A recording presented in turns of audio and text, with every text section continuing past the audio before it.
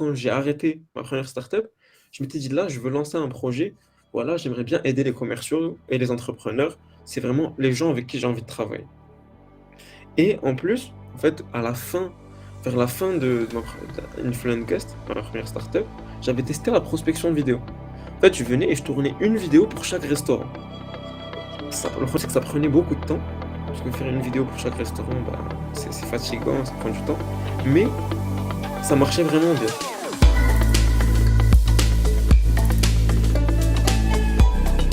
Hello Omar, Salut Anas, comment tu vas? super et toi? De là, très bien. Merci beaucoup d'avoir accepté mon invitation. Je, Écoute, ça. franchement, moi j'ai insisté pour t'avoir parce que j'ai vu ton post sur LinkedIn. C'est le premier truc en fait que j'ai vu de toi et aussi là pour le coup, j'envoie tous les gens qui nous écoutent à aller sur ton site pour voir un peu la démo que tu as fait de ton outil, dont on va parler bien sûr. Écoute Anas, c'est vraiment un plaisir. Moi, c'est mon tout premier podcast, j'ai jamais encore été interviewé dans un podcast, donc ouais, super, Eh ben, bienvenue. J'espère le premier d'une longue série, Inch'Allah. Inch'Allah. Alors, tu es le cofondateur de WeDevo, dont on va parler bien sûr fin d'épisode Hada. Et bien sûr, je te propose d'abord de commencer par te présenter. Bah, écoute, moi, c'est Omar oui, j'ai 21 ans. Et WeDevo, c'est ma deuxième startup. Donc, quand j'avais 19 ans, j'ai lancé une première startup.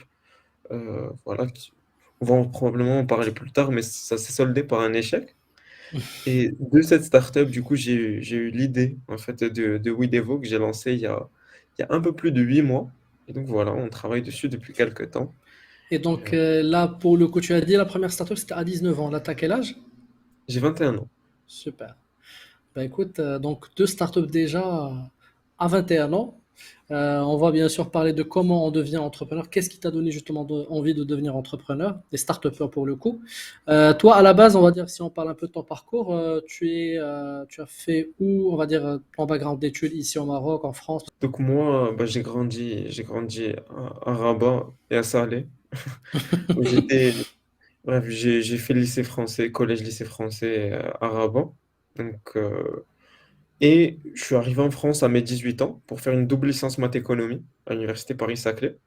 Donc j'ai fait 2 années du coup de double licence et enfin, j'aimais vraiment bien, j'avais pas de problème avec ça. Mais à un moment, bon, je pense qu'on en parlera un peu plus en détail, mais je Bien suis sûr. tombé dans l'entrepreneuriat et j'ai décidé de prendre une année de césure. Du coup, j'ai lancé mon premier projet de start-up, C'était notamment. quoi justement la première? Tu l'as lancé ça en parallèle de tes études ou là tu as Ouais, genre drop out et fait ça? je l'ai lancé sur la fin de ma deuxième année et pendant mon année de césure. Et pendant le début de mon année de césure. D'accord. Une année de césure, enfin, c'est une année sabbatique, mais au milieu d'un cursus. Et du coup, ben, j'ai pas repris les études après l'année de césure et voilà, je travaille sur vidéo. D'accord. Bah, parlons justement de ta première startup avant d'arriver justement à ce qui nous intéresse le plus aujourd'hui, c'est WeDevo. Mais c'était quoi justement ta première expérience startup? Alors, ma première startup, c'était une application mobile de mise en relation entre influenceurs et restaurants. En gros, l'influenceur, il allait partir manger au restaurant gratuitement, lui, accompagné d'une personne ou deux. Et derrière, il devait faire des stories sur Instagram ou des posts pour mettre en avant le restaurant. Donc lui, il gagnait ben, une Hmm. expérience, un repas gratuit. Et derrière, le restaurant gagnait de la visibilité et donc potentiellement des clients. D'accord, très bien. Donc là pour le coup, tu as pu développer l'application.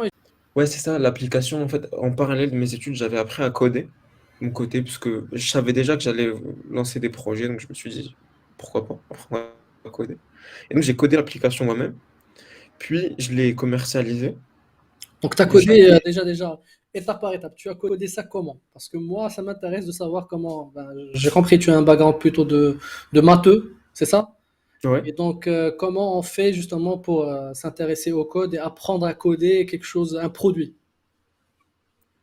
Bah, en fait, j'ai appris tout seul sur Udemy. C'est une plateforme où il y a des cours en ligne Hmm. qui coûtent 9 euros les cours. Donc, c'est pas très cher et sincèrement, les cours sont super bien. Avec un seul cours, on peut vraiment apprendre à faire des choses.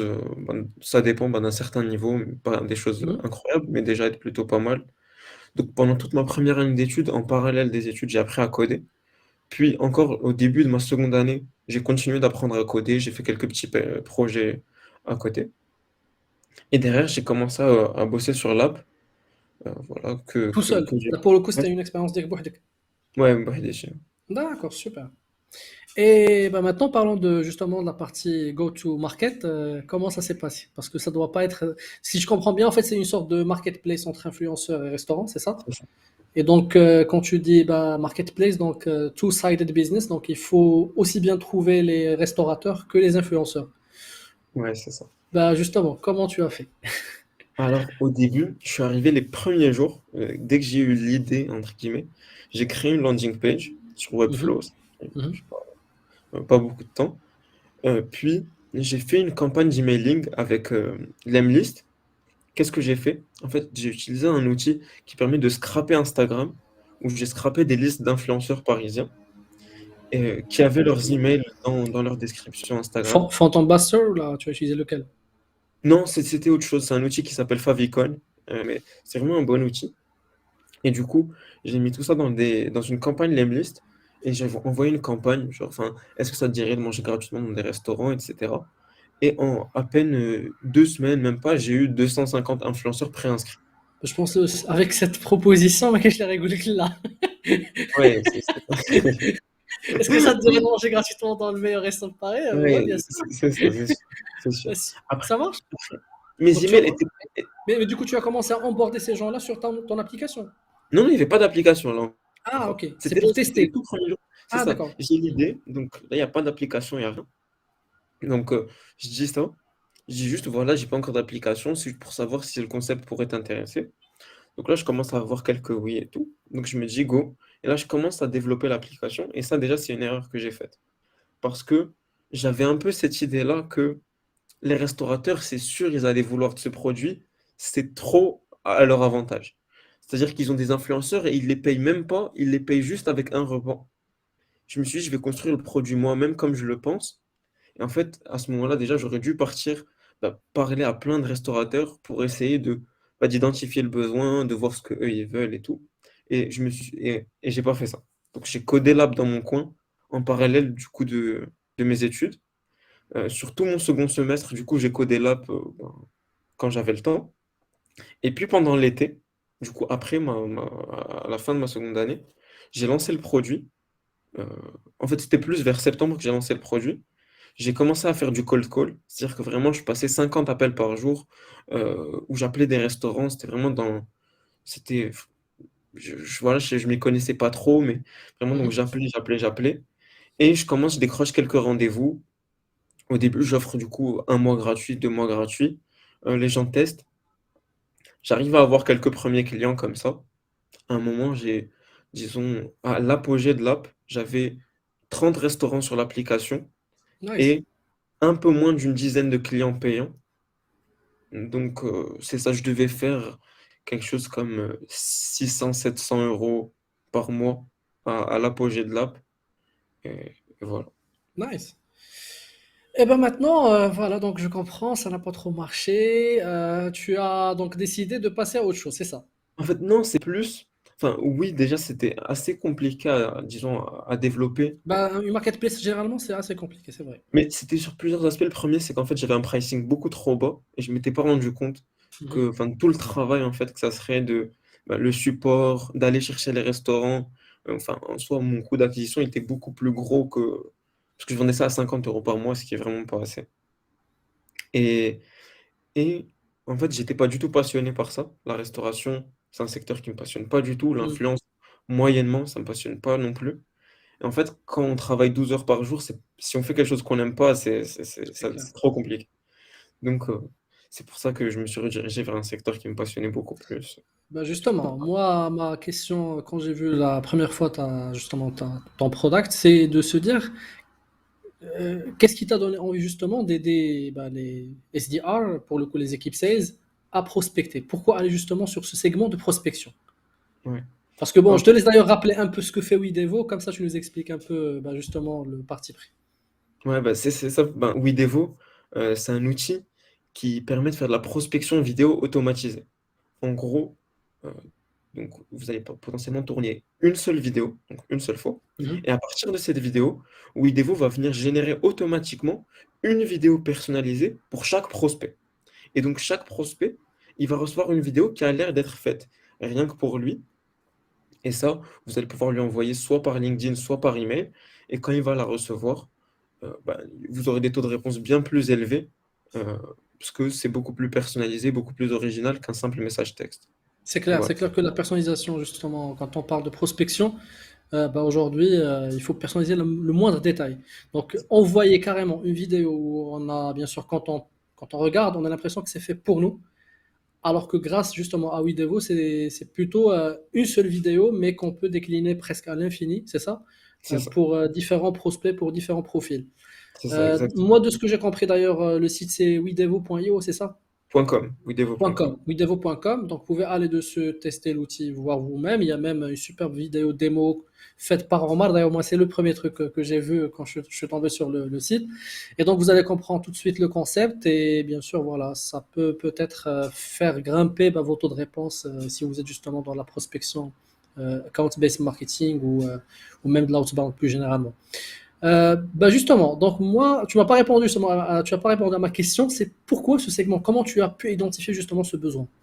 Ouais, ben, déjà, comme je t'ai dit, au lancement de ma première startup, je faisais 50 cold calls par jour.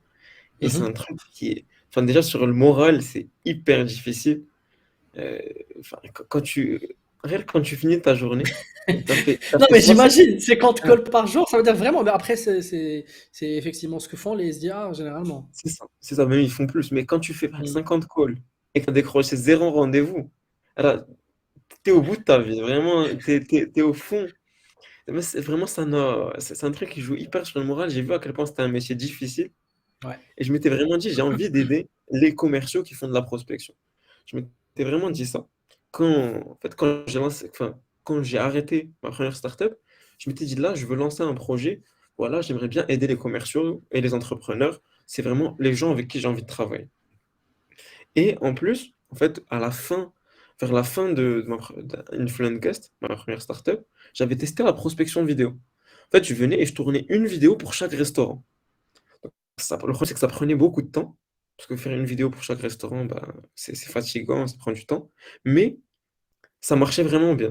En fait, j'avais des taux de réponse qui étaient plus élevés par email, mais surtout, en fait, quand je rappelais un restaurant juste après, parce qu'en fait, on reçoit une notification quand la personne regarde la vidéo, en fait, quand je le rappelais juste après, les gens étaient beaucoup plus gentils, beaucoup plus aimables et ouverts à la discussion. Je leur disais, ben oui, allô, c'est Omar qui vous envoie une petite vidéo tout à l'heure, est-ce que je vous dérange pas? Et ça marchait beaucoup mieux.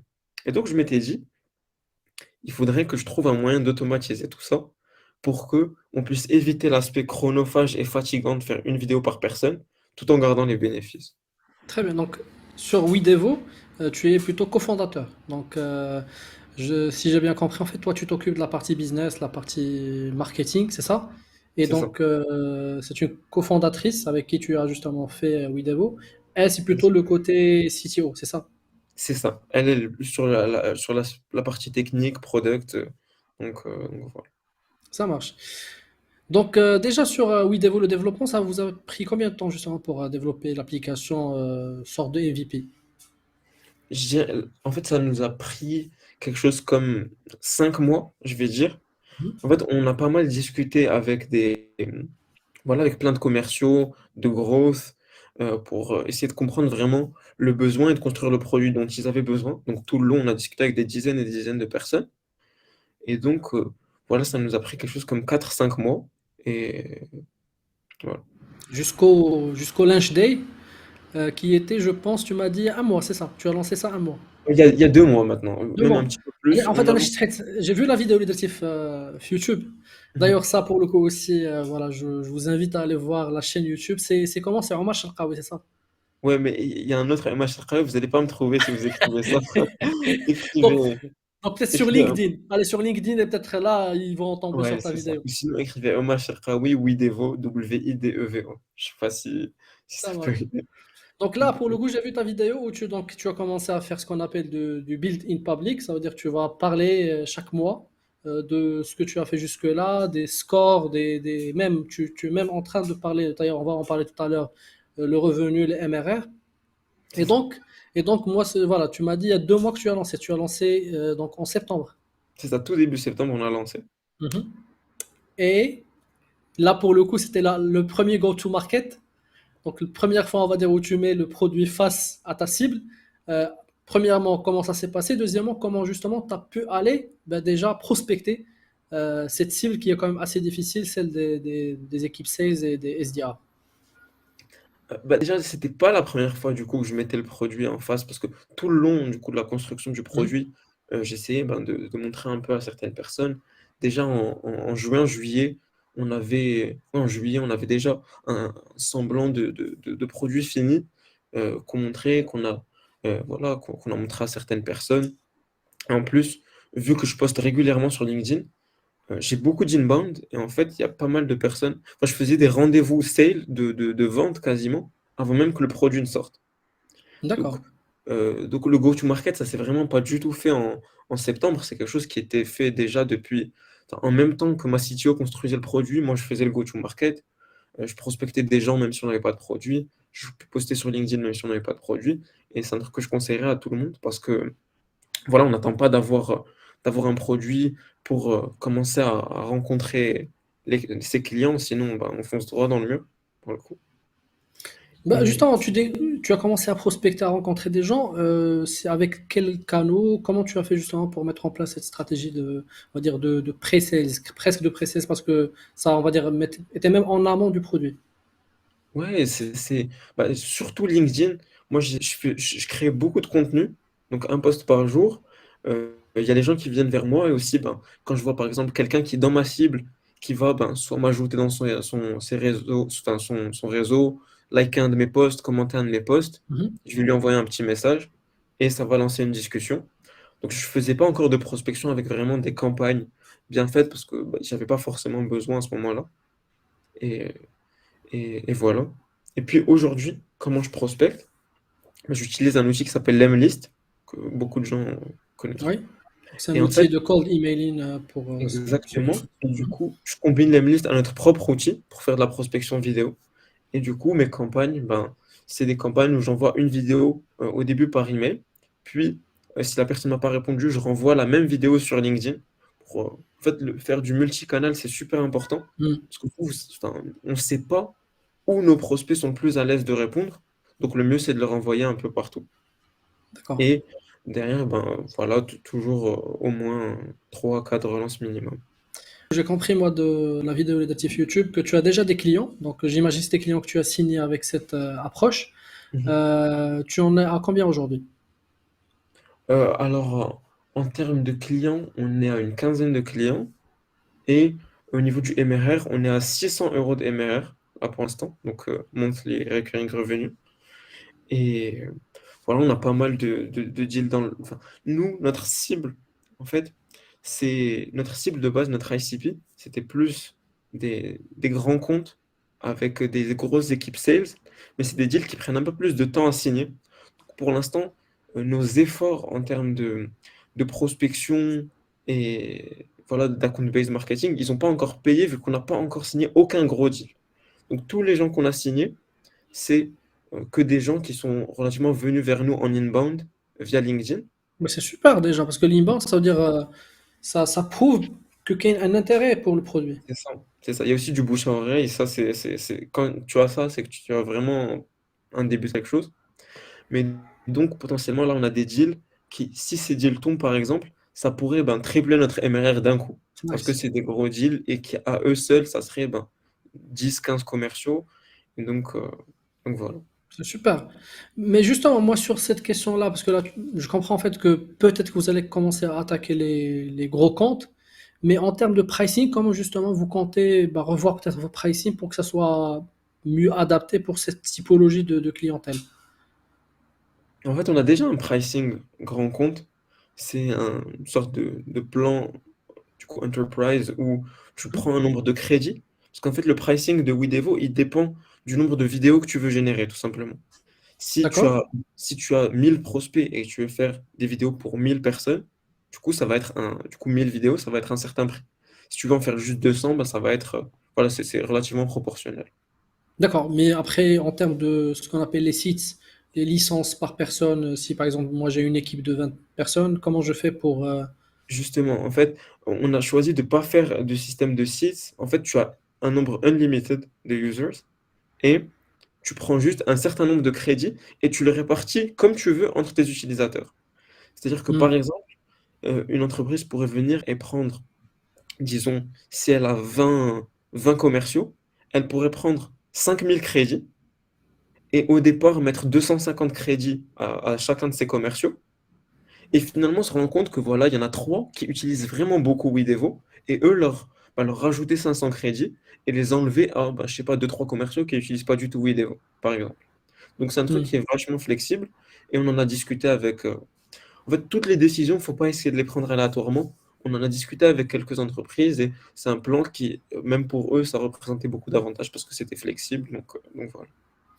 Justement, en termes d'industrie, est-ce que tu as remarqué, toi, en termes d'ICP toujours, est-ce qu'il y a une industrie pour qui vraiment Widevo, c'est typiquement l'outil justement de choix? Là, nous, notre ICP qu'on a en tête, c'est l'industrie du SaaS, Software as a Service. Hmm. Donc ça, c'est nos clients idéaux.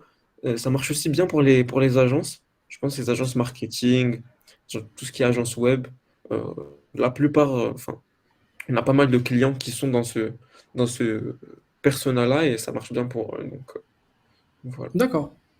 Vous êtes deux encore aujourd'hui, je pense, c'est ça? Ouais. Est-ce qu'il y a justement une volonté d'aller, je sais pas, parce que là, tu me dis gros compte, déjà, peut-être il faut un peu, on va dire, avoir une équipe peut-être plus structurée, peut-être avec plus de moyens. Est-ce que vous avez déjà une vision pour développer, on va dire, Widevo? Alors pour nous, on a quand même comme objectif potentiellement de rester bootstrap, donc de ne pas lever de fonds. Mhm. Si jamais, évidemment, on rencontre un investisseur qui est très intéressant, on pourra envisager ça, mais ça sera plus sur le profil de l'investisseur que sur l'argent. Nous, enfin, on cherche pas spécialement d'argent. Donc, on va évidemment recruter petit à petit, vu qu'on ne lève pas. Pour l'instant, on n'a pas encore pas de recrutement en cours ou quoi que ce soit, parce qu'on est encore tout jeune. Mais euh, on a clairement comme objectif de faire une équipe et de faire grossir l'entreprise autant que possible. On vise pas à faire un petit truc en side project, c'est vraiment l'objectif, c'est de construire une grosse entreprise. Je suppose que tu continues, toi, à faire la partie business, support et tout. Ce qui, je pense que ça te permet aussi, ça donne un avantage d'être vraiment en front, de comprendre le feedback client et de Mhm. peut-être justement boucler en termes de product development pour améliorer justement le produit. En parlant de ça, est-ce que tu as une roadmap des features que tu aimerais peut-être ajouter à Widevo et comment justement ça se passe pour faire des choix? C'est une super, super bonne question. C'est une très bonne question. On a clairement une roadmap. Euh, En fait, il y a plusieurs choses. La première, c'est que il faut scorer les features. En fait, il y a un modèle qui s'appelle ICE, qui est assez connu. Hmm. Impact, Confidence, et le E, c'est quoi? C'est ease, enfin, la facilité, en gros. À Ah, quel point la feature, elle est facile à développer. easy to use. Hmm. C'est ça. Et donc, nous, voilà, on a listé une vingtaine de features qu'on veut sortir. Euh, Bien sûr qu'on a discuté avec, on essaie de discuter un maximum avec nos utilisateurs pour voir c'est quoi les features qui les intéressent.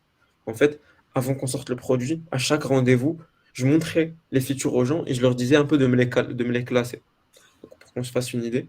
Et donc, avec ça, nous, si une feature va nous prendre 2 jours à sortir, ben, du coup, euh, elle aura 5 sur 5 en termes de score de facilité. Si en termes d'impact, on juge que elle va avoir un gros impact sur le revenu, c'est-à-dire que elle va nous permettre de signer plus de clients, que c'est Hmm. quelque chose qui est beaucoup D'ouvrir un demandé, marché peut-être. ça, quelque chose qui va vraiment augmenter la rétention, bah donc ça aussi, s'il y a beaucoup de ça, ça va être un 5 sur 5 sur ce point-là. Et puis, confidence, c'est à quel point on est confiant dans la note qu'on vient de donner dans l'impact. Si c'est un truc qui est très risqué, on ne sait pas si c'est du quitte ou double. Donc ça va être une mauvaise note. Si c'est un truc dans lequel on est sûr, ça va être 5 sur 5. Donc c'est comme ça qu'on classe les features. D'accord, super. Et donc là, pour le coup, vous avez déjà fait cette liste-là, vous avez déjà une idée sur comment les Ouais. 6 prochains mois, on va dire, vous allez justement développer le produit. Est-ce que là, pour le coup, c'est quelque chose que je vois beaucoup, surtout dans la French Tech, pour des startups françaises, c'est en fait de lancer une sorte de V2. Donc, de venir, par exemple, d'ailleurs, Lemlist, eux aussi, ils ont fait ça. C'est-à-dire, quand tu ramènes comme ça un batch de nouveaux features, tu fais une sorte de V2 de ton application. Ça permet aussi d'événementialiser un peu le lancement de l'app. Est-ce que c'est quelque chose peut-être que vous allez peut-être faire pour Widevo? Mais en fait, c'est plus quand les gens font ça, c'est un peu très souvent pour relancer le produit sur Product Hunt. Ah, Donc, d'ailleurs, moi, justement, c'est ça la question que j'allais te poser parce qu'on n'a pas parlé de ça. Est-ce que tu as fait un product hunt lunch ou est-ce que tu comptes le faire si c'est pas fait? ouais, on compte faire ça un jour, bien sûr. Là, pour l'instant, c'est pas encore d'actualité pour plusieurs raisons. La première, c'est que pour faire un lancement sur Product Hunt, il faut déjà avoir une audience. Il faut voir les gens qui vont te soutenir au départ. En fait, pour ceux qui savent pas ce que c'est un site où on peut lister son produit et les gens votent pour le produit du jour. Et plus un produit a de votes, plus il monte haut. Et du coup, plus il est haut, plus il y a de gens qui le voient. Et plus il y a de gens qui le voient, plus il y a de votes, et ainsi de suite. Donc C'est c'est un ça. cercle vertueux. Si vous arrivez, par exemple, vous avez une communauté euh, et que tous les gens votent pour votre produit au début de la journée, il va monter haut, ça va le montrer à plein de gens et vous allez avoir plein de nouveaux sign-up. Donc pour l'instant, c'est Alors, tôt. pour la dernière partie, franchement, pour avoir suivi pas mal de startups qui ont fait des product hunt lunch, côté sign-up, en fait, ça dépend. Ça dépend comme tu as dit d'ailleurs déjà, le côté love de la community. Est-ce que vraiment tu as une communauté autour de ton produit ou pas? Ça va faire quand même un certain impact. Mais beaucoup de gens ont fait de super product hunt, ça veut dire ils arrivent en tête de products of the day. Mais en termes je dirais même pas de sign-up en fait, mais de client. Ça veut dire, à la limite, les gens, si tu fais du free trial, ils peuvent arriver sur ton application, la tester. Mais le taux de conversion en fait de user à client, ça dépend. Ça dépend. C'est-à-dire que beaucoup de gens disent finalement, ça sert à peine en fait à être visible, à avoir le petit badge sur le site. Mais Ouais. ça se discute. C'est pour ça que nous, on attend, parce que je pense qu'il y a peut-être beaucoup de gens qui font leur product hunt un peu trop tôt, Hmm. et que du coup, ils n'ont pas encore un tunnel de conversion bien fait. Nous, bah, par exemple, notre landing page, elle n'est pas du tout optimisée. Notre UX, il n'est pas du tout optimisé. Notre onboarding, pareil. Donc, on va attendre vraiment d'avoir tout ça enfin, qui est refait, avoir un UX beaucoup plus optimisé conversion, qui clarifie tout, avoir plein de vidéos tutoriels en anglais. Pour l'instant, elles sont toutes en français. Et donc, une fois qu'on aura tout ça et qu'on aura une communauté un petit peu plus grosse, on lancera un product. Aujourd'hui, comment justement se fait l'onboarding? Est-ce que tu le fais toi-même pour certains ou est-ce que, parce que moi j'ai pas eu l'occasion de tester l'application. Ouais, pour l'instant, c'est pas. Donc, c'est moi-même. Je fais les onboarding en personne pour expliquer un peu le produit aux gens, etc. Parce que on n'a pas encore un onboarding assez bon en self-service pour que les gens ils puissent ben, par eux-mêmes tirer un maximum de l'outil. En plus, au début, c'est tout le temps bien d'onboarder les gens soi-même parce que vous comprenez les endroits où ça bloque, vous comprenez ce que les gens ne comprennent pas, vous allez comprendre le moment où les gens se disent, enfin, ils ont le aha moment. En fait, le aha moment, c'est le moment où les gens comprennent la valeur de votre produit. Et quand vous allez voir ça en live, en étant avec eux dans un call, vous allez pouvoir utiliser toutes ces informations pour derrière construire votre onboarding en self-service. Donc nous, on a beaucoup travaillé sur ça. C'est en gros sur notre roadmap produit, on a le fait de refaire notre onboarding. C'est d'ailleurs quelque chose qu'on est en train de faire en ce moment. D'accord. Il y a pas mal de points qui vont changer. Donc voilà, pour pouvoir commencer à faire du self-service. Parce que sur le long terme, c'est pas rentable de faire des rendez-vous de démo et onboarding de 45 minutes pour que quelqu'un achète voilà, un abonnement à 39 euros ou à 79 euros. C'est ça. Donc donc c'est pour C'est ça que ça. c'est important de rapidement passer en self-service. C'est le côté scalabilité de l'effort. Il faut dès maintenant y penser. Tu as tout à l'heure parlé un peu de la vision pour Widevo et tu as tout de suite écarté l'idée de lever des fonds. D'ailleurs, ça paraît bizarre parce que il y a encore quelques années, c'était l'inverse. Tout le monde voulait lever des fonds, tout le monde voulait faire des séries A. Donc là, c'est tout le contraire. Tout le monde veut bootstrapper, aller à son rythme, contrôler le produit, la roadmap et tout. Mais maintenant, tu as parlé aussi, bon, tu as dit aussi que s'il y a des investisseurs ou autres, voilà, c'est peut-être quelque chose qui pourrait être intéressant pour Widevo. Est-ce que déjà, à ce stade-là, vous vous dites pas, peut-être ça serait bien d'aller s'approcher d'un organisme, d'un incubateur, d'un programme justement qui pourrait vraiment peut-être vous apporter un peu les ressources dont vous aurez besoin pour la phase justement qui arrive. Parce que ça, c'est un autre, on va dire, une fois tu as tes premiers clients et tu as ce seuil, on va dire, de MRR, l'idée, c'est bien sûr d'aller chercher ben, les five figures et plus. Donc, est-ce que tu penses pas que peut-être c'est ça, en fait, ce qu'il faut faire aujourd'hui pour Widevo, ou est-ce que peut-être tu as une autre vision? Bah, nous, déjà, on était à Station F pendant 6 mois. On était incubé dans le programme de School Lab. euh, du coup, pendant 6 mois, et l'incubation vient de se terminer la semaine dernière. Euh, donc, c'était très sympa. Là, j'ai demandé à potentiellement changer de programme. Donc, essayer de rejoindre un autre programme à Station F. Je ne sais pas ce que ça va donner. Je vais peut-être candidater à plusieurs programmes, même si c'est quelque chose qui, pour nous, c'est pas forcément obligatoire. Je sais qu'un incubateur, ça apporte certaines choses, mais c'est clairement pas des gens qui vont faire grossir votre business pour vous. Donc, je pense que peu importe ce qui se passe, ça changera probablement peu de choses, voire rien, au fait qu'on va atteindre ou non five figures, enfin, la vitesse à laquelle on va les atteindre. Je pense que ça peut nous aider sur d'autres points, construire un bon réseau, certaines choses. Mais voilà, l'incubateur, il ne fait pas grossir votre boîte à votre place. D'accord. Mais maintenant, bon, pour recruter, pour justement avoir un peu une assise qui permet justement de se projeter, de construire une équipe, est-ce que vous avez peut-être je sais pas, peut-être une idée de comment vous pouvez y arriver? Est-ce que ça passe par la signature des comptes dont tu as parlé tout à l'heure? Parce que je comprends que là, en fait, vous êtes à fond sur le côté bah, market, vous êtes en train de marketer Widevo. Et c'est très bien parce qu'effectivement, je pense qu'il y a un momentum et vous êtes en train d'essayer de profiter de cela. Mais est-ce que, par exemple, vous vous dites pas peut-être que ça peut vous aider, peut-être en débloquant des fonds, d'aller plus rapidement et plus vite sur le marché? Ouais. Surtout que je pense, d'ailleurs, c'est une question aussi que j'aimerais te poser, le segment justement de Widevo, est-ce qu'il y a des concurrents directs ou indirects sur ce segment-là, sans pour autant les citer parce qu'on ne va pas leur faire de pub. Mais genre, pour savoir un peu, est-ce que vous êtes seul sur ce segment ou là, vous pouvez très bien demain vous retrouver en face d'un autre player, peut-être même français? Ouais. Alors, pour répondre à ta première question au niveau des fonds, je vais te balancer une exclue un petit peu. Ah, Ouais, mais enfin! non, c'est pas grand-chose. Mais en fait, nous, chez WeDevo, on est en train de lancer une agence en interne où en fait, on fait de la prospection pour les gens.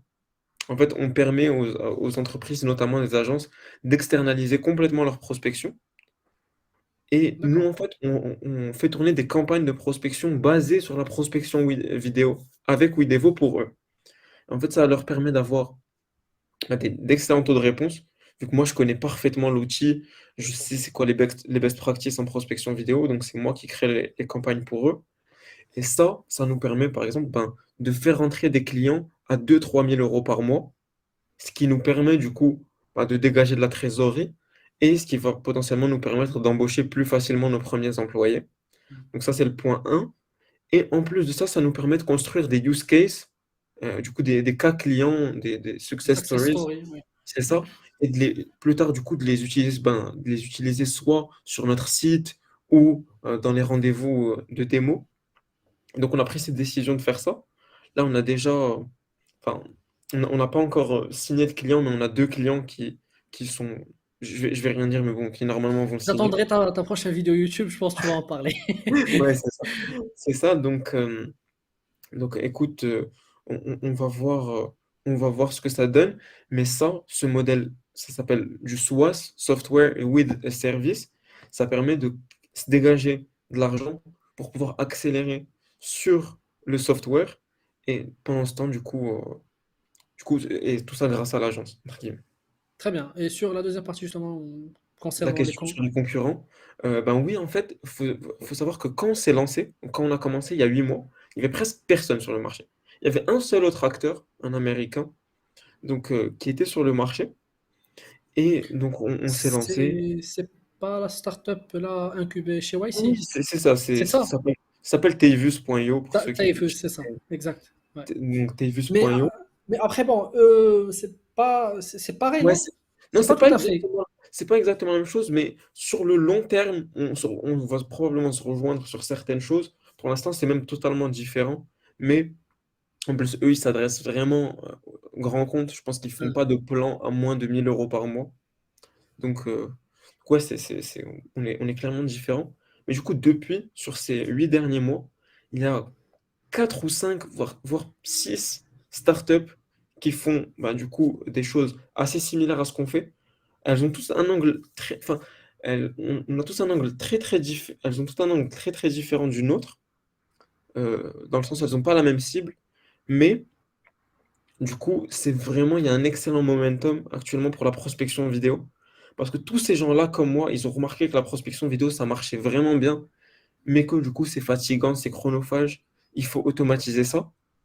Et ça, du coup, ça a plusieurs causes. La première, c'est que ça fait que la prospection vidéo, je pense que ça va pas marcher indéfiniment. C'est-à-dire qu'aujourd'hui, quand on fait de la prospection vidéo, on a d'excellents résultats, mais dans 2 ans, ce sera probablement plus le cas. Donc, euh, bah, c'est comme tout, tu vois. Quand il y a C'est un ça nouveau exactement. truc qui est découvert, ça marche vraiment bien au début. Donc, pour ceux qui veulent se lancer en prospection vidéo, tardez pas parce que justement, euh, plus les gens, ben, du coup, vont utiliser des outils comme le nôtre, plus les gens seront habitués aux vidéos de prospection. Et ouais, voilà, enfin, au début d'un marché comme ça, tu sais, la concurrence, ça n'existe pas. On est tous un peu en train d'évangéliser la C'est ça prospection exactement. vidéo. Mais Il n'y a aucun leader, c'est-à-dire il n'y a personne qui fait 10 millions d'ARR. On est tous là à quelques milliers maximum de MRR. Donc, moi, je pense, on est plutôt sur un space où, comme on dit en anglais, winner takes it all. Ça veut dire la personne qui va peut-être émerger tout de suite, il va prendre 80% du marché parce qu'il va être là au bon moment, peut-être parce qu'il va rajouter la bonne feature. Parce que tout à l'heure, tu as parlé, par exemple de l'Emlist. Tu as dit que tu utilises Widevo avec l'Emlist. Donc déjà, on voit très bien qu'il y a une sorte de synergie entre les deux. Donc du cold emailing, mais vraiment hyper personnalisé.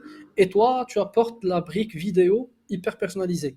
Maintenant, on peut très bien imaginer déjà une sorte d'intégration. Par exemple, toi, peut-être tu as demain, ou peut-être tu le fais déjà proposer une intégration soit en natif, soit via Zapier ou un autre outil. Ou carrément, peut-être, toi, tu vas te dire, demain, je vais aller faire de Widevo la suite parfaite de la prospection. Et donc, je vais rajouter ma brique à moi avec de l'emailing qui va venir s'intégrer automatiquement à la vidéo. Ou par exemple, on va retrouver les fameux, par exemple, variables first name, last name aussi dans les vidéos même et vraiment construire, on va dire, quelque chose de bout en bout qui va être vraiment personnalisé. C'est une vision. Donc, c'est pour ça, moi, je pense que même voilà, il y a peut-être plusieurs players sur, on va dire, le space où tu opères aujourd'hui, c'est plutôt bon signe parce que ça prouve que ça marche. mhm. Maintenant, je pense que les next choices que vous allez faire vont définir un peu le destin de chacun. Donc, Ouais, et bien sûr, voilà, je pense c'est pour ça que tout à l'heure on a parlé de la roadmap et je pense que le feedback client il va être primordial pour ouais, c'est justement sûr, définir la suite pour WeDevo. c'est sûr. Ou si tu as fait le choix justement de building public, on a parlé de ta chaîne YouTube tout à l'heure. euh, on va dire c'est tout le monde n'est pas à l'aise avec cette approche. Pourquoi justement toi tu as opté pour ça? Pourquoi tu as opté pour faire de lancer une chaîne YouTube pas Widevo mais Omar Sharqawi, c'est un élément important. Et aussi je dois dire que tu es super actif sur LinkedIn, donc tu es vraiment en train voilà, de mettre en place une stratégie personal branding propre à toi. J'aimerais que tu nous en parles, comment tu arrives à produire du contenu aussi régulièrement et pourquoi tu as fait justement le fameux building public. Ah ouais, bah, je t'avoue que moi non plus, je suis pas à l'aise avec ça. Enfin, dans le Ah, sens, mais tu fais super bien. J'ai vu la première vidéo, franchement, elle est top. Et d'ailleurs, j'ai vu même les réactions. Tout le monde est. Enfin, je pense beaucoup d'encouragement. C'est super. ouais, je t'avoue que je suis pas du tout à l'aise devant la caméra. Et si je le fais, c'est pas pour plusieurs raisons. Je l'ai dit à un moment dans la vidéo, quand tu build in public comme ça t'apporte ben, de la visibilité évidemment, mais aussi quand tu exposes du coup ta personnalité, la culture de l'entreprise, les valeurs, ça fait que plus tard pour recruter, c'est beaucoup plus facile. En fait, les gens, ils ont envie de travailler avec vous et pas avec quelqu'un d'autre, bah, parce que ils vont me voir, ils vont se familiariser avec moi, enfin, limite, ils vont avoir l'impression de me connaître. Donc ça, c'est super bien pour du recrutement. Euh, Bien sûr, évidemment, pour trouver des clients, des partenaires, des investisseurs, si on veut, ça marche aussi. Et c'est super intéressant, je trouve, ben, de documenter son parcours. Moi, je me dis, dans 1 an, peut-être que, ben, Inch'Allah, si la startup elle a vraiment bien marché, pouvoir voir. bah, comment on a commencé, à quoi ça ressemblait au début, comment j'ai évolué, ça doit être quelque chose d'incroyable. Et aussi de laisser ça aux autres qui veulent lancer une startup, ça peut être vraiment cool. Parce qu'il y a beaucoup de gens qui, enfin, Guillaume Houbèche, il a fait ça, mais du coup, lui, il a commencé sa première vidéo quand ils étaient déjà à 2 millions d'ARR, je sais plus combien. Ah Donc, oui. il a laissé un creux où moi, j'aurais vraiment aimé savoir comment il faisait quand il était à 500 de MRR. C'était quoi son quotidien? C'était quoi ses problématiques? Et si un jour, après, Guillaume Houbèche, c'est. Moi, Bon, Guillaume je vais pas. Moubèche, c'est le CEO de l'Emlist. Tout le monde ne connaît pas Ouais, Guillaume c'est ça. Moubèche. C'est le CEO de l'Amlist. Du coup, je vais pas me comparer à lui, mais si un jour enfin, Widevo, ça marche bien et que voilà, on arrive à emmener ça loin, bah, je pense que toute la série de vidéos, ça pourrait être un truc super intéressant à regarder. Bah, c'est clair. Bah, déjà, ça permet justement de suivre l'aventure. Là, on est avec toi chaque mois. Tu as dit, tu t'es engagé sur une vidéo par mois, rien que. Une vidéo par mois. Une vidéo par Vidéo mois, par mois, le 7 ou le 8, c'est quelque chose comme ça, le genre le 7. jour où les chiffres tombent du C'est mois ça. dernier. C'est ça, exactement. Comme ça, tu parles un peu. Bah, d'ailleurs, franchement, tu es hyper transparent. Tu dis tout. Tu dis où tu en es par rapport à l'effort, ce que tu as appris, où tu t'es, bah, ce que tu as réussi, ce que tu as moins réussi. Aussi, bien sûr, le chiffre MRR où tu en es. Donc, déjà, aujourd'hui, tu as dit, tu es à 600, rien que C'est ça. 600 euros par mois de MRR, c'est super. Ça, pour 15 clients, une quinzaine de clients. Ouais, il y a quelque chose comme ça. Quelque chose comme ça, Très ouais. bien. Bah, c'est déjà super. Et justement, et sur ta stratégie pour le coup de personal branding, parce que je vois que tu es super actif sur LinkedIn, tu postes on va dire, avec quelle fréquence sur LinkedIn? Parce que je pense c'est presque un post par jour. C'est pile un post par jour, ouais. Et Un à post part le par jour, week-end, voilà. Parce que, c'est 5 posts par semaine. Bah, LinkedIn, c'est super, super puissant. En fait, ouais, poster sur LinkedIn, c'est une des meilleures choses que vous puissiez faire pour vous, dans votre vie, dans votre Hmm. carrière, mais pour votre entreprise, pour tout. Parce que LinkedIn, c'est un peu comme TikTok, c'est un réseau de viralité. C'est-à-dire que même si vous avez 50 abonnés, vous pouvez faire un post qui fait 1 million de vues. Ça dépend, chaque post est majoritairement, enfin, la visibilité qu'un poste va avoir dépend beaucoup plus de lui-même que de la personne qui le poste. Contrairement à Instagram ou YouTube, où ben, le nombre de vues dépend clairement et majoritairement du nombre d'abonnés que vous avez. Donc, c'est super important de se lancer sur LinkedIn. Moi, je reçois des messages tous les jours de personnes qui veulent juste discuter avec moi des fois, ou du coup, des fois des clients potentiels, des fois juste des gens qui me félicitent, et c'est tout. Donc, LinkedIn, c'est un réseau de fou, ça permet de faire des rencontres hyper intéressantes, ça permet de développer son business. Donc Est-ce voilà. que justement tu es allé sur LinkedIn avec une stratégie ou là tu te dis je vais produire du contenu à l'instant et Ouais. voir comment ça se passe? Non, il y a une grosse stratégie sur LinkedIn. Je vais pas faire un cours de LinkedIn, mais en gros, LinkedIn, c'est super important d'avoir une ligne éditoriale. Moi, je parle d'entrepreneuriat, de vente slash de prospection. Je parle de LinkedIn, de création de contenu sur LinkedIn, et c'est tout. Donc, j'ai pas 50 sujets. Donc, voilà, il y a des sous-sujets dans ces trucs-là, mais voilà, sinon, je parle de ça. Et puis, mes posts, ils sont divisés en trois types de posts. Les posts top of the funnel, qui veut dire, du coup, c'est pour voilà, les posts mainstream, pour toucher un peu tout le monde. Le but, c'est la visibilité. Les posts middle of the funnel, donc des posts qui visent, disons, ma cible, mais qui n'ont pas pour but de les convertir vers quoi que ce soit. Donc, qui visent Hmm. vraiment des commerciaux, des entrepreneurs. Et les posts bottom of the funnel, qui vont vraiment ben, parler de prospection vidéo, parler de Widevo et essayer ben, de faire que les gens, Passe à l'action. c'est ça, passent à l'action. Super, non, mais c'est ça en fait, c'est l'approche généralement, on va dire qu'on adopte, on va dire dans le cadre d'une stratégie personal branding, c'est de définir justement les piliers de contenu. Donc c'est ce que tu as dit toi, les verticales sur lesquelles tu vas t'exprimer régulièrement. Et après, tu vas croiser ces verticales avec le moment où justement tu vas, on va dire, choper ta cible. Est-ce que tu vas les attaquer sur un sujet assez généraliste, assez broad, pour faire que le post peut-être va aller toucher des gens même en dehors de ta cible? L'idée, c'est que bien sûr, tu puisses faire entrer le plus de monde possible sur le fameux tunnel. Ensuite, bah, l'idée, c'est aussi d'aller faire avancer la cible, bien sûr, le cœur de ta cible pour bah, les convertir. Pour toi, l'objectif, il est clair, c'est de faire en sorte que la personne trouve un intérêt à Widevo et bien sûr, prenne justement un subscription dessus. Tout ça avec du contenu. Ma question est, est-ce que justement, il y a comme ça des learnings jusque-là que tu as pu justement dégager. Ça fait combien de temps justement que tu es régulier sur LinkedIn? Ça fait 6 mois. Super. Donc avec un rythme d'un post par jour. J'ai fait une pause de 1 mois et demi à un moment parce que en fait on était en train de revoir pas mal de sujets sur Widevo et en fait j'avais beaucoup d'inbound, donc vraiment j'avais 2 leads entrants par jour, ce qui est énorme. Mais en fait ça me prenait trop de temps entre traiter les leads entrants, poster tous les jours, répondre aux commentaires, répondre à tous mes messages. En fait j'avais plus le temps de me concentrer sur le product et sur certaines choses euh, qu'on voulait vraiment discuter, échanger avec ma cofondatrice. Donc j'ai fait une petite pause de LinkedIn et je suis revenu du coup 1 mois et demi après au même rythme. Est-ce que justement tu as dans le viseur un autre canal autre que LinkedIn justement pour aller bah, chercher des prospects, pour aller justement parce que peut-être aujourd'hui tu es en train de faire ce qu'on appelle la domination d'un canal, tu es en train de dominer LinkedIn, mais peut-être avec le temps tu vas te rendre compte que ça marche moins bien ou tu as saturé tout simplement ta Ouais. cible. Est-ce que tu as comme ça en tête on va dire un autre canal que tu pourrais peut-être aller tester?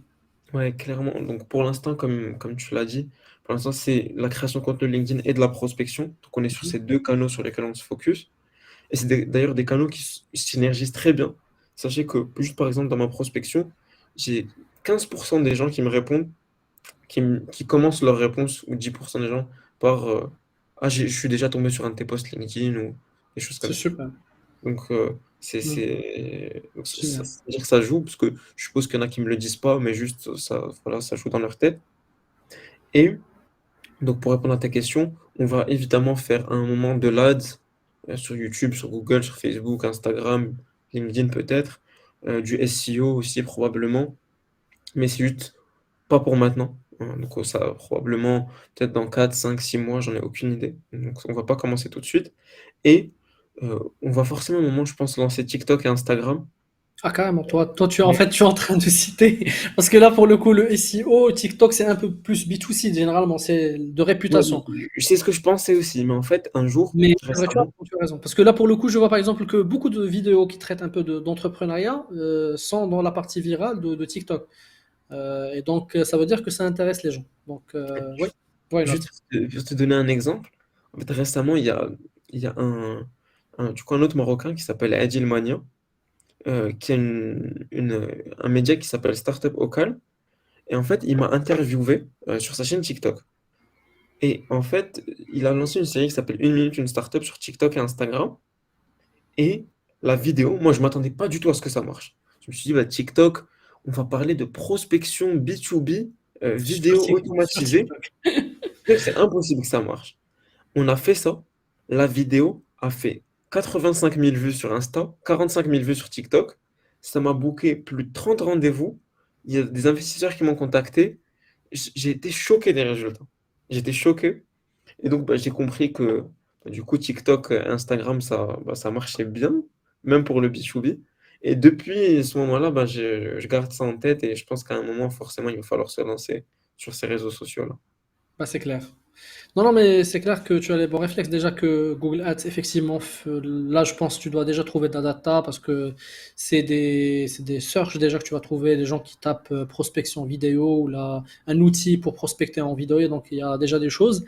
Le SEO, bah, le SEO, ça marche. De toute façon, je pense que c'est pour moi le canal long term. Encore une fois, si tu veux vraiment faire en sorte que des leads arrive en inbound avec presque 0 $ parce que pour le coup, tu vas faire le contenu une fois, ben, on va dire, se bonifier sur le temps. Donc là, tu as totalement raison. Mais maintenant, pour le coup, tant que LinkedIn marche, il n'y a pas de raison pour que justement tu n'ailles pas déjà chercher tout ce qu'il y a sur LinkedIn. En termes justement de stack technique et d'outils que tu utilises pour faire ta propre prospection, tu as cité Playlist. Est-ce qu'il y a d'autres outils que tu utilises? Ouais, j'utilise il y a Drop Contact. C'est un outil pour enrichir ces listes. En fait, quand vous mettez par exemple le nom et le prénom de quelqu'un et le nom de son entreprise, ça vous trouve son email. Ça va aussi vous nettoyer enfin, s'il y a des fautes d'orthographe dans son nom, son prénom, mettre son genre, monsieur, madame, son profil LinkedIn, ce genre de choses, super important. HubSpot comme CRM. Leadjet, je ne vais pas entrer dans les détails, mais c'est un outil qui permet d'intégrer son CRM dans LinkedIn. C'est-à-dire qu'en un clic sur le profil LinkedIn de quelqu'un, vous pouvez l'ajouter dans votre CRM et Widevo, bien sûr. Et Et 16 navigateurs, non? ouais, bien sûr. Ouais. Je sais même Parce pas. que justement, toi, tu as Ouais, parlé ouais, justement tu as le nom et le prénom et la fonction même et peut-être même la boîte pour que tu trouves l'email, mais maintenant déjà pour faire le premier screening.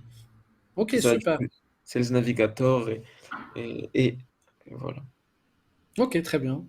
Bah écoute, on arrive presque à la fin de cet épisode et bon, j'ai gardé le meilleur pour la fin. Ok. Parce que depuis tout à l'heure, on est en train de parler de ta stratégie justement d'acquisition qui est très focus France.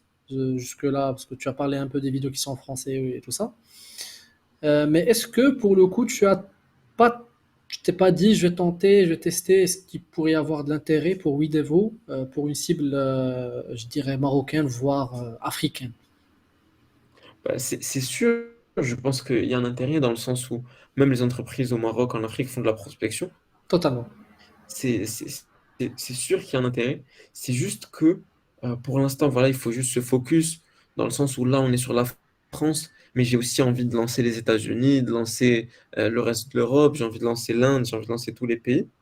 C'est juste que, voilà, pour l'instant, on, on est un petit peu focus sur la France. Mais je pense que ça va pas, voilà, c'est pas pour longtemps, on va rapidement s'internationaliser. Et, et puis pour le Maroc, bah, c'est juste que voilà, j'ai pas spécialement eu le temps. Voilà, comme je te l'ai dit, c'est un Tu peu. remarques pas justement, par exemple, au niveau de tes leads inbound, est-ce qu'il n'y a pas, par exemple, des boîtes marocaines peut-être qui tombent sur tes posts et de fil en aiguille, Si, ils si, deviennent... j'ai quelques commerciaux, quelques agences, Nice. quelques boîtes marocaines avec qui j'ai discuté. On n'a pas encore de clients marocains, mais voilà, j'ai eu quelques rendez-vous euh, avec deux, trois entreprises marocaines. Bah, super. Bah écoute, c'était super intéressant. Merci encore une fois d'avoir accepté ben, mon invitation. Et pour les gens justement qui veulent te suivre, bah, c'est surtout LinkedIn, c'est ça? C'est On les renvoie sur LinkedIn, Omar Sharqawi, et il est assez régulier, il y a toujours un post tous les jours. Il y a ça. aussi la chaîne YouTube. Donc là, jusque-là, je pense qu'il n'y a qu'une vidéo, mais C'est ça. on n'est pas loin, on va dire, de la deuxième, où on va bien sûr apprendre encore plus. Il reste 3 semaines. 3 semaines. 3 semaines, voilà, 3 semaines, Inch'Allah. Donc, merci encore une fois, Omar. Je te souhaite le meilleur pour toi et pour Widevo. Et bien sûr, Inch'Allah, tu reviens nous parler quand tu auras, on va dire, atteint le prochain milestone. Je sais pas, je ne vois d'ailleurs le prochain objectif comme ça, on va dire psychologique que tu t'es fixé pour Widevo. C'est 20 000 € de MRR. D'ailleurs, c'est le Euh, titre de la série sur YouTube. Ça s'appelle De 0 à 20 000 €. bah voilà. Donc, Donc, donc on c'est te ça. réinvitera, Inch'Allah, comme ça tu pourras nous parler un peu de. Peut-être là, pour le coup, je pense que tu serais déjà sur les States. Inch'Allah. Ça marche. Bah, écoute, parfait. C'était vraiment un plaisir. Tout le plaisir est Merci. pour moi. Merci beaucoup encore une fois, Omar. Ou à très vite, Inch'Allah, ou bonne chance avec Widevo. Merci. Merci. Salut, bye bye. Salut. Ciao.